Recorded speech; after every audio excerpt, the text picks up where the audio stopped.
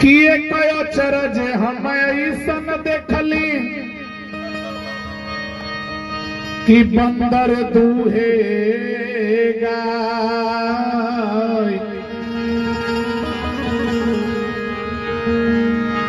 सारा दूधवा अपने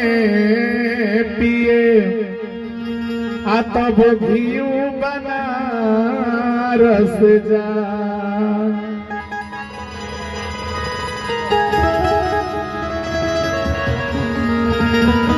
कबीर बाबा कहता हूँ ऐसा बानर देखने की गाय दुहत रहे आ कुल दूध दूह के अपने पी गल तब घी कहाँ गई बनारस निर्गुण एक समझे के पड़ी। कबीर बाबा कहलन मन में बानर है मन बंदर है उछल कूद करता है। ये शरीर हमारा गाय है। मन जो है शरीर का दोहन करता है और सारी इंद्रियां शिथिल हो जाती है।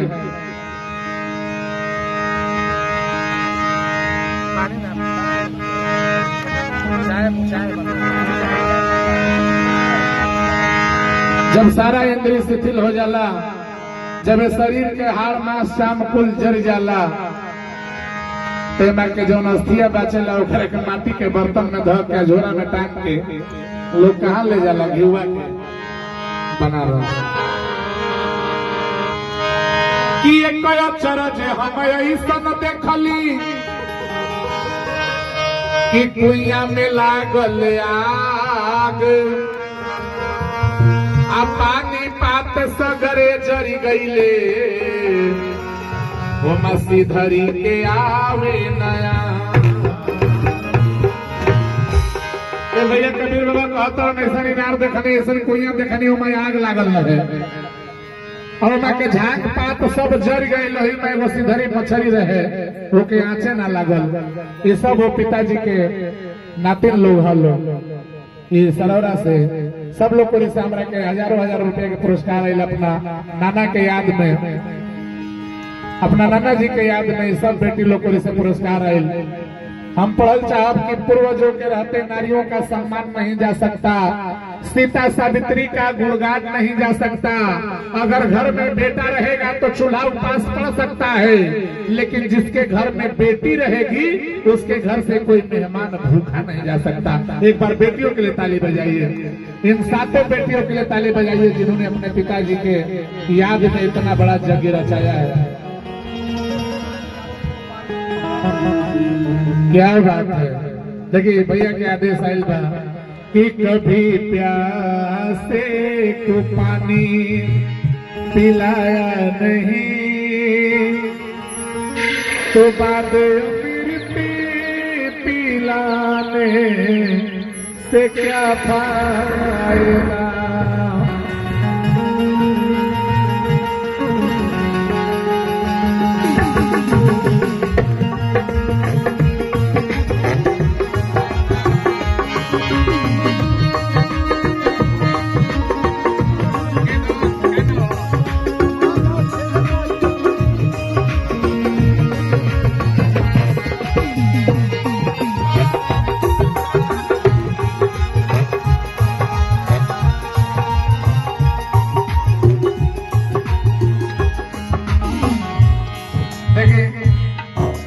पिताजी के छोट भाई हमने के खेदन चाचा जी कोरी से ये सैकड़ों रुपए के आशीर्वाद है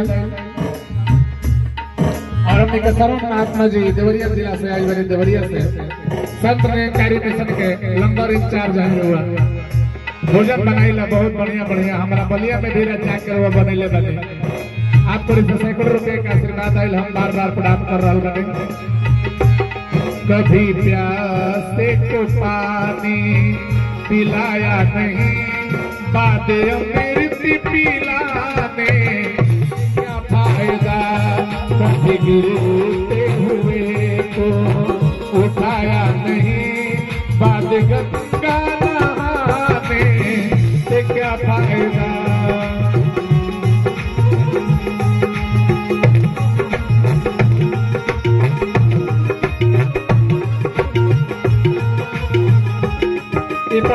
भैया के फरमाइश रहा लेकिन नहीं बतिया पर हम एगो गीत लिखले बने आ कैसे में गौले रहने बड़ा दुलार प्यार मिलल गाना के बेकार करे लए भैया बेकार करे ला जितना भक्ति कर रहा बनिया जितना व्रत उपवास जप तप कर दान सब बेकार हो जाए अगर एगो काम ना कल जाए तब कौन ऐसा काम था क्यों ना कल तो सारा पूजा पाठ बेकार हो जाए बेकार करे लए भैया बेकार करे ला बेकार करे लए बाबू बेकार करे ला बाबू पूजे ला